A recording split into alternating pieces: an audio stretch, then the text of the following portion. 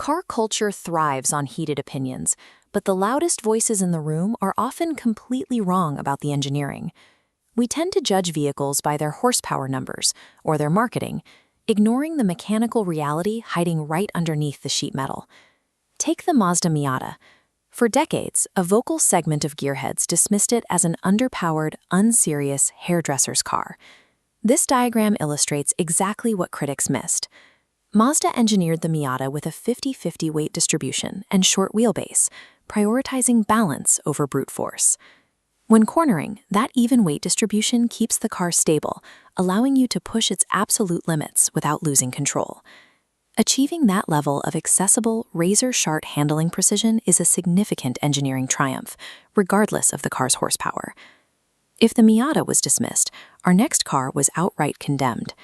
The Chevrolet Corvair is widely remembered as a dangerous, unstable death trap.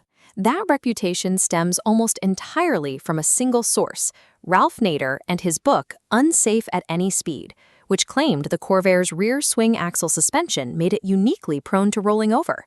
Yet, the scientific record tells a different story. In 1972, following a rigorous 2-year investigation, the National Highway Traffic Safety Administration published a report that completely exonerated the Corvair. They found it handled just as well as its contemporaries, with no abnormal potential for loss of control. Instead of a hazard, the Corvair was an American engineering pioneer. It brought a mass-produced, air-cooled, turbocharged flat-six engine to the public, years before the technology became a staple of high-end sports cars. Unfortunately, non-technical media sensationalism can permanently tarnish a mechanical milestone, leaving the public to remember the controversy instead of the innovation. We also have to acknowledge the cars with genuine, undeniable structural flaws. The Ford Pinto is infamous for a rear-mounted fuel tank design that could rupture and ignite during rear-end collisions. That flaw was the direct result of intense corporate pressure. Ford leadership, driven by Lee Iacocca, forced a 25-month development cycle and mandated that the car weigh no more than 2,000 pounds and cost no more than $2,000. Despite those flaws, the Pinto was Ford's first high-volume entry into the compact car market. It was a necessary pivot that allowed Ford to compete against imports like the Honda Civic and the Datsun 210 for the first time. By forcing Ford's engineers to master small car packaging and manufacturing efficiency in the U.S., the Pinto established the commercial strategy that Ford eventually refined into global successes like the Fiesta and the Focus. Flawed early models are often the required starting point for an automaker to learn how to build an entirely new class of vehicle. Other times, the public rejects a car simply because of how it looks. The Chrysler PT Cruiser endured years of relentless mockery for its cheap, plastic, pseudo-retro aesthetic, but the actual numbers tell a different story. Chrysler sold over 1 million units, offering turbocharged engine options and a modular layout with removable rear seats that maximized cargo space. That modular layout attracted one of the most dedicated enthusiast customization communities in the modern era. Owners modified their cruisers with flame decals, engine upgrades, and custom interiors. A vehicle's value is often determined by its mechanical flexibility and how enthusiasts use it, rather than just its factory styling.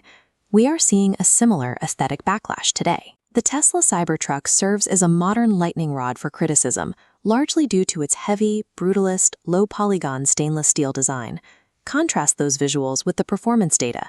Its acceleration times outperform supercars like the McLaren F1, moving a massive steel body with the urgency of a dedicated racer. When an entire segment of the industry relies on the same safe formulas for decades, it takes aggressive, rule-breaking designs to force technological progress. Which brings us to the ultimate target of gearhead frustration, the Toyota Prius. It is easy to validate the complaints about the droning CVT, the electric hum, and the appliance-like driving experience.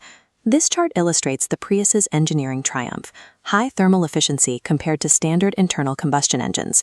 Behind that efficiency is a planetary gear set blending gas and electric power, removing traditional wear points to make the drivetrain functionally indestructible. That combination of fuel economy and reliability made the Prius a global commercial hit, generating massive, consistent revenue for Toyota.